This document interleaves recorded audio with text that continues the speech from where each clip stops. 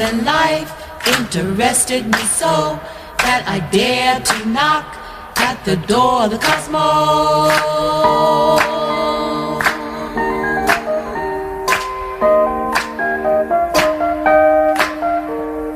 Love and life interested me so that I dared to knock at the door of the cosmos.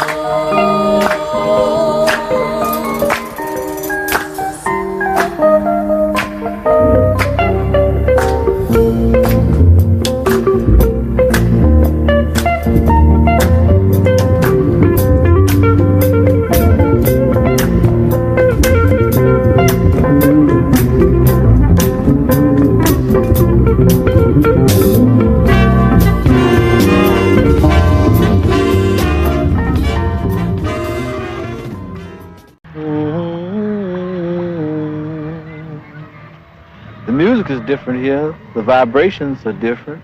Not like Planet Rave. Planet Rave's sound of guns, anger, frustration. There was no one to talk to up in Planet Rave to understand. We set up a colony of black people here. See what they can do on the planet all their own without any white people there. They could drink in the beauty of this planet. It would affect their vibrations.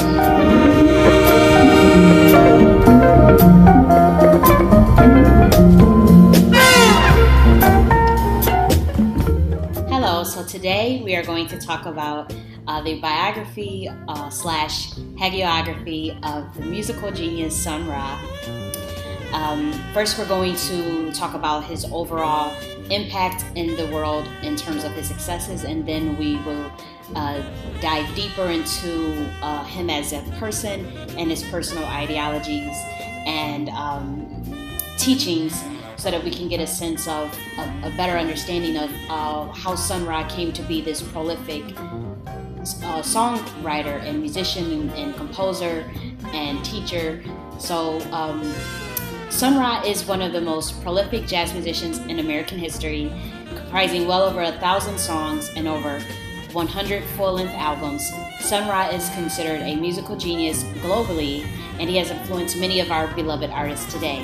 So artists who have outright named Sun Ra as an influence include Kanye West, Rihanna, Solange, Erykah Badu, Flying Lotus, who is the nephew of John Coltrane, D'Angelo, Kendrick Lamar, Missy Elliott, George Clinton, Beyonce, Esperanza Spalding, Solange, and Osunlade. The list is actually longer, featuring a lesser-known artists from Australia, Africa, Russia, and Europe.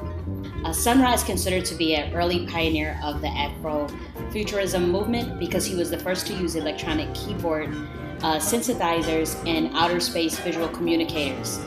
He was also a mystic who tried to teach humanity about the coming cosmic age and how we can become in tune with the universe. Music is all a part of another tomorrow, another kind of language.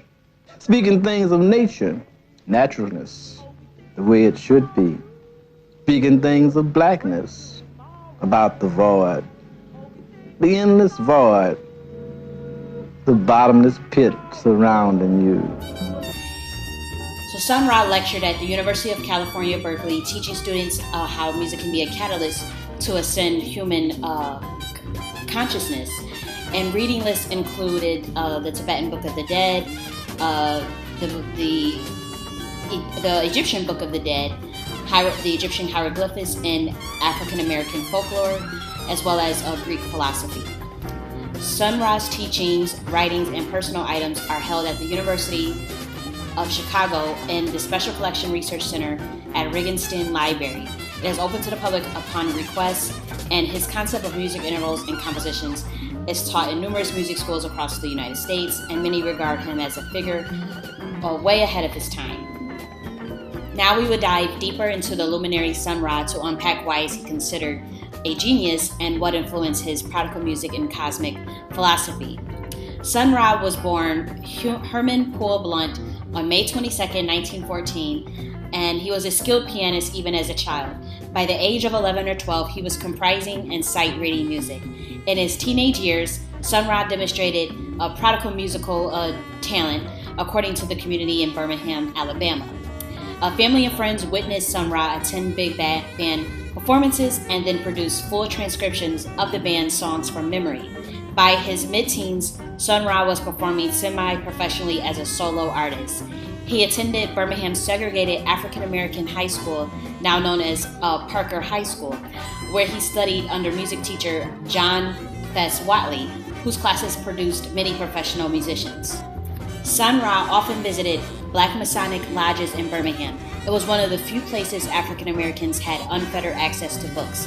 Its collection on Freemasonry, Kabbalah, Rosicrucianism, channeling, numerology, ancient Egyptian mysticism, and Black nationalism made a strong impression on him and deeply influenced his music and teachings. With all the churches you got and all the schools you got, all the governments you got, you're supposed to have a better planet than this. Well, then man has failed. Spiritually, educationally, governmentally, he's failed. Well then, he should be a good sport and say, I give up, I need help. Well, I'm right here as a bridge for them to get help. And they could listen to see, what am I talking about? They'd get a surprise because I'm talking about equations that are in their books. Books from way back in ancient Egypt. Sun Ra attended college, but he became disillusioned after he had a visionary experience that changed him forever. In 1936 or 1937, in the midst of deep religious concentration, Sun Ra claimed that a bright light appeared around him, and he said this. I'm going to read in his quote. My whole body changed into something else. I could see through myself and I went up. I wasn't in human form. I landed on a planet that I identify as Saturn. They teleported me and I was down on a stage with them. They wanted to talk to me. They had one antenna on each ear and a little antenna over each eye. They talked to me. They told me to stop attending college because there was going to be great trouble in schools. The world was going into complete chaos. I would speak through music and the world will listen. That's what I was told. So that is his trip to Saturn that deeply influenced his whole trajectory of his whole life. He maintained this vision with no variation to the end of his life. His trip to Saturn allegedly occurred a full decade before flying saucers entered public consciousness in 1947. After leaving college, he transformed the first floor of his family home into a conservatory workshop where he wrote songs, transcribed recordings, rehearsed with many musicians who drifted in and out, and discussed biblical and esoteric concepts with whomever was around. Sun Ra moved to Chicago, where he learned about African American political activism and fringe movements with Black Muslims, particularly the Nation of Islam and Black Hebrewites. He read books such as George James' Stolen Legacy, which argue that classical Greek philosophy had its roots in ancient Egypt. Sun Ra was introverted and lacked business sense, so he relied on a kindred soul friend named Alton Abraham, who was a teenager.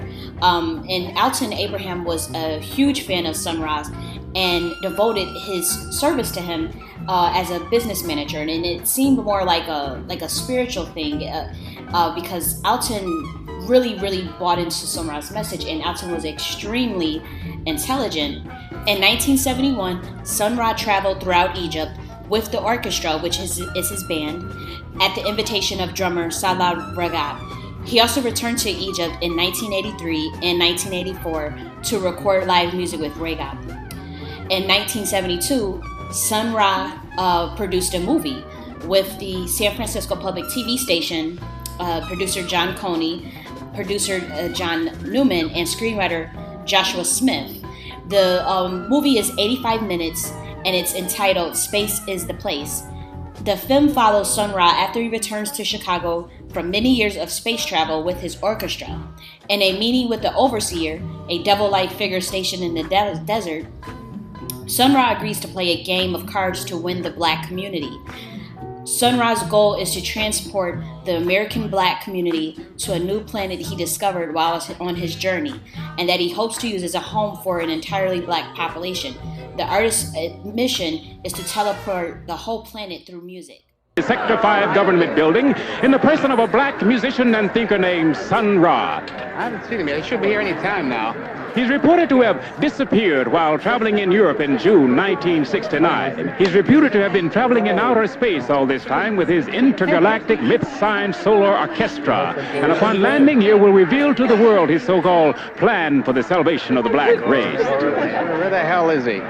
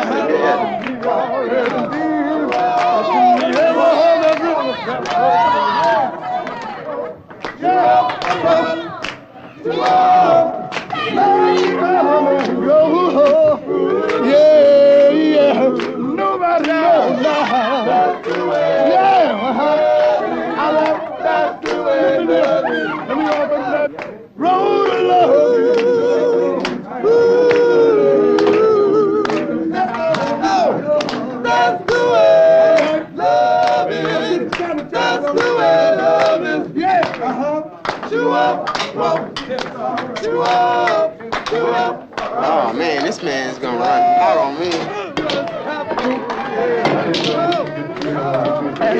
That's a trip still. You know, it's not worth it. It's not worth it at all. What happened to All right, take it over, fellas, yeah.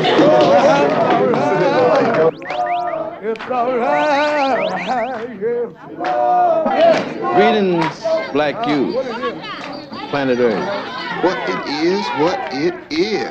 I am Sun Ra, ambassador from the intergalactic regions of the Council of Outer Space. Why are your shoes so big? Are those moon shoes? How do we know you for real? Yeah, how do we know you ain't somebody off Telegraph Street, some old hippie or something? Where are you? I mean, we don't know that. She for real? He might have something going for him. Yeah, we sure don't. What kind of shoes is that you got on your feet? Yeah, walking around all these funny clothes. Shoot, I know I probably take off running. I seen somebody walking down the street coming, talking all that mess to me, talking about going to outer space. I mean, yeah, what it is. That's what it is. What it is. Talking about Telegraph. We don't know what you are. How do you know I'm real? Yes. I'm not real. I'm just like you. You don't exist in this society. If you did, your people wouldn't be seeking equal rights. You're not real. If you were, you'd have some status among the nations of the world. So we're both myths. I do not come to you as a reality. I come to you as the myth, because that's what black people are, myths. I came from a dream that the black man dreamed long ago. I'm actually a present sent to you by your ancestors. I'm gonna be here till I pick out certain one of you to take back with me. What if we won't come? You gonna make us come? Then I'm gonna have to do you like they did you in Africa. Chain you up, take you with me. Are there any whiteys up there? They're walking there today. That's right. She telling me right there. They take frequent trips to the moon. I notice none of you have been invited. How do you think you're gonna exist? The year 2000 is right around the corner. What's that crystal thing in So your now hand? we're going to talk about the band, the orchestra. The orchestra featured really great artists such as John Gilmore, Marshall Allen, June Tyson, and it was led by Sun Ra. And he composed, played piano, he wrote the poetry, and they performed live. He named himself Ra, as we know, after the Egyptian god of the sun. And the band style is considered widely eclectic and avant-garde with a little bit of New Orleans hot jazz. His performances often included dancers and musicians dressed in elaborate futuristic costumes inspired by ancient Egyptian attire and the space age. Sun Ra rehearsals were very intense, ranging from 14 to 20 hours per day. And if an artist couldn't keep up with the music flow of what he was trying to teach, he never scolded or hollered or got frustrated. The band would actually simply perform without the artist they would, if they were traveling to a different city, that artist that couldn't perform or that wasn't up to par with the rest of the band, they simply got no ticket. They didn't get a ticket, and they would go on the plane, and you know, whatever would happen with the artist is what would happen. He didn't explicitly kick them out, but it was just kind of a known thing that you're not making the cut to perform with us, and the artist would be stranded. I wouldn't necessarily say stranded, but the artist would know when he returned to the rehearsal space that everybody was either gone without him, or that the door would not be open. If he knocks on the door, the musician would not be let in. And that was kind of a way to let the artists know that they would no longer be a part of the orchestra. But rehearsals were very grueling. So here's an example of the rehearsal.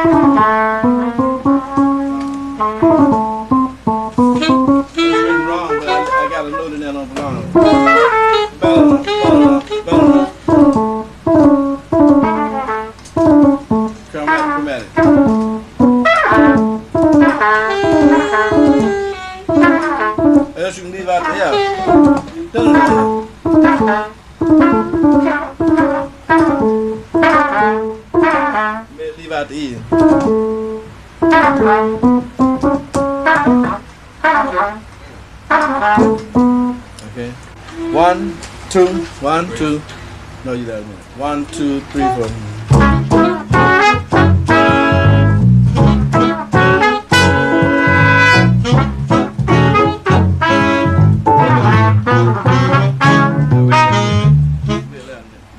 One, two, three, play.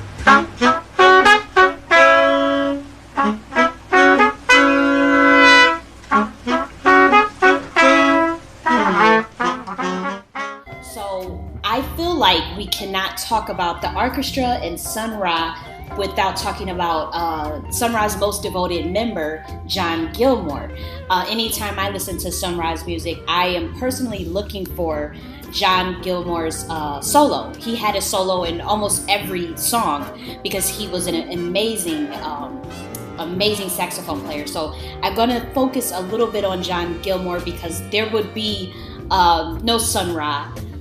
Well, not in the extent that, as far as his music composition, without the solos of the saxophone. And John Gilmore was one of the most devoted members of the orchestra, and he was one of the most respected saxophone players in America.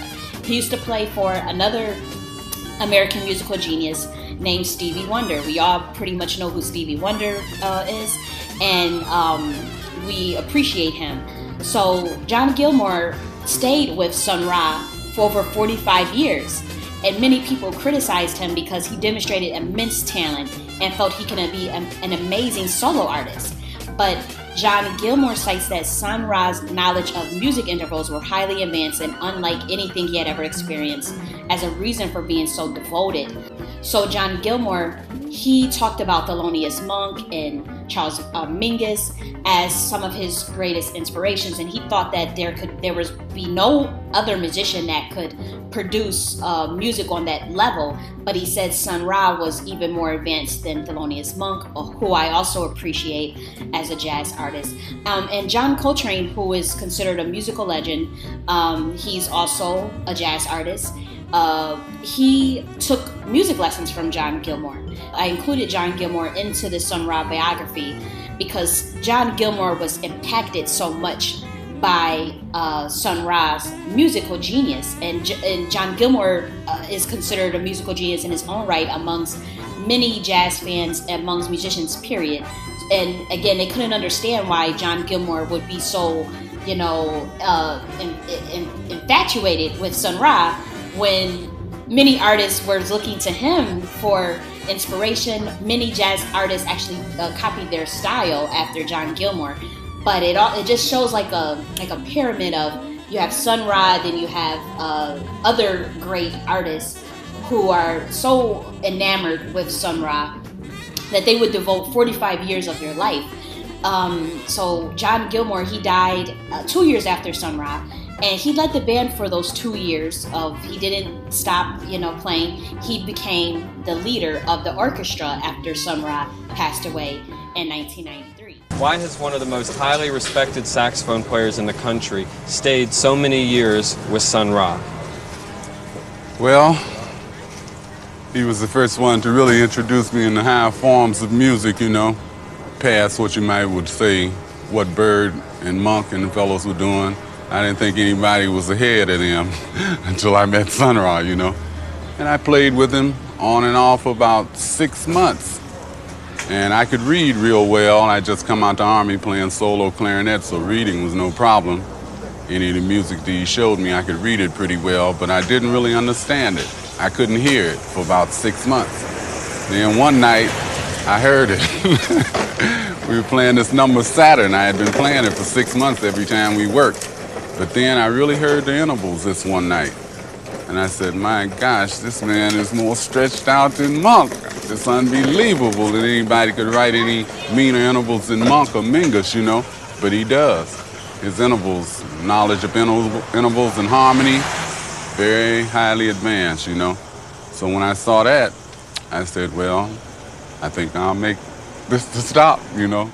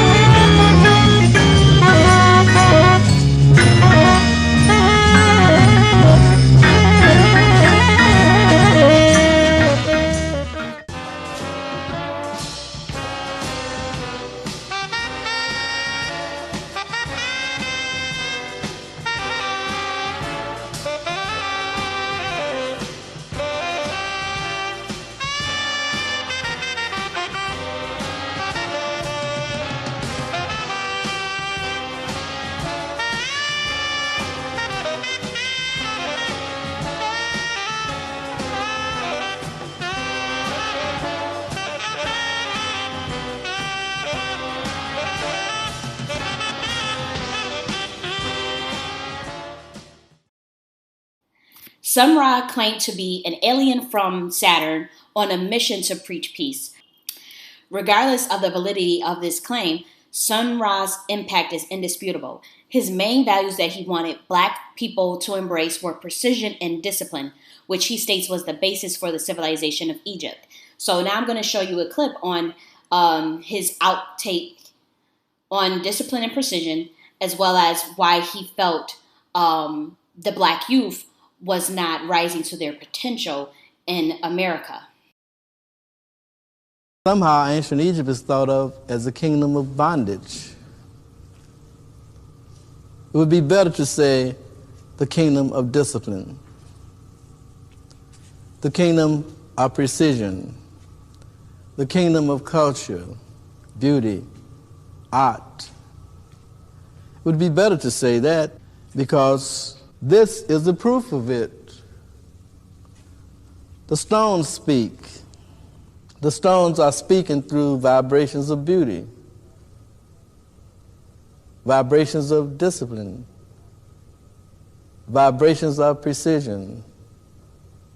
Yes, the stones speak to the people of planet Earth.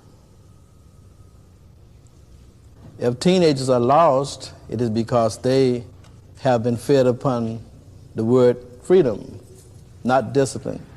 So now we're going to talk about Sun Ra's teachings. Sun Ra's system had distinct Gnostic leanings and Zen Buddhism teachings. He regularly taught in Zen koans, which is one of my favorite ways to learn about spirituality. And koans are basically non sequiturs and seemingly absurd replies to questions meant to dissolve humans of conceptions of ego, physical reality, and delusion. So one of Sun Ra's fans had this to say about his teachings.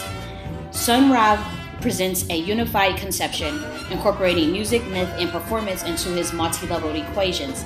Every aspect of the Sun Ra experience, from business practices like Saturn Records to published collections of poetry to his 35-year career in music, is a manifestation of his equations.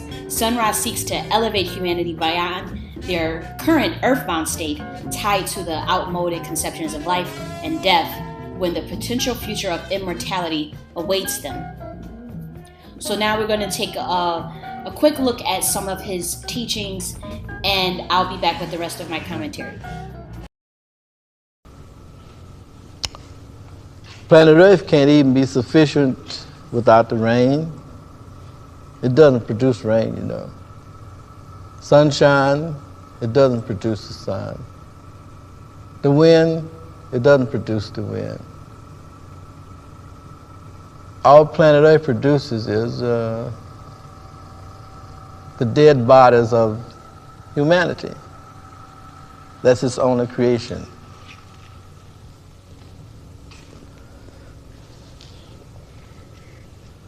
Everything else comes from outer space, from unknown regions. Humanity's life depends upon the unknown. Knowledge is laughable when attributed to a human being. So Sun Ra greatly influenced me, and his teachings on precision and discipline are values I seek to perfect in my life. Sun Ra is way before my generation. He's old enough to be my great-grandfather, but I feel a duty to keep his memory alive. I often listen to Sun Ra's music when writing my own spiritual teachings and when doing creative hobbies. I learned about Sun Ra in college from a Japanese professor who was a fan of his. I remembered how enamored he was with Sun Ra, and when I left class, I Googled Sun Ra and listened to all of his music on YouTube. And it was a binge spree of me just watching all of his music, and I listened to countless records. I considered Sun Ra to be a musical prophet, and he is very dear to me. I taught all of my younger members in my family about Sun Ra, as well as family members just who had no clue about who he was because they were not jazz fans. And now my 11-year-old nephew listens to his music. My nephew has watched all of his movies. Well, it's only 2 movies that he had, but he has watched the movies. He knows the teachings because this is someone that I feel I don't want the memory to go away. So when my nephew grows up, I want him to be able to teach his kids about Sun Ra. So he listens to Sun Ra now. He's playing the game and playing esports or whatever. So, you know, that's just something that was very important for me to do. So Sun Ra has a long transition from this planet. He died in the hospital on May 30th, 1993 from complications of a stroke, and he was buried at Elmwood Cemetery in Birmingham, Alabama. He is still revered as our ancestor among the Black American people, and globally, many people refer to him from all over the world for inspiration. So may his music and teachings continue to influence the world. And with that, I say Ashe, Ashe to Sun Ra. Thank you for watching this video on the biography/hagiography of Sun Ra.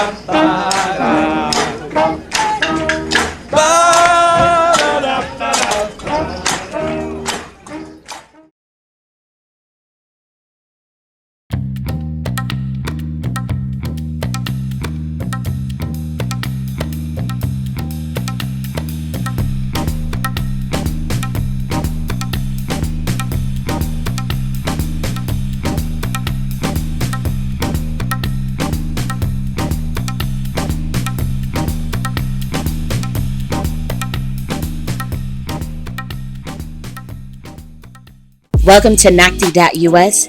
Nocti by Kali J.N.S is a botanica shop that has over 4,000 metaphysical products to assist you in your spiritual journey. On Nocti.us, you can find all of my exclusive lectures that can't be found on YouTube. Just click on Shop Botanica on the menu, choose your category, and shop for your favorite items. You could also select a spiritual advisor to get a reading on decisions most important to you and check your daily astrology. Please check out my books, The Nocti Philosophy and The Nocti Queen Mothership. And stay tuned for weekly content, and don't forget to subscribe and share the channel so we can reach as much people as possible. Let's continue to help one another, transcend our consciousness, and let's rise as one in truth, power, and love. And I'll talk to y'all later. Bye.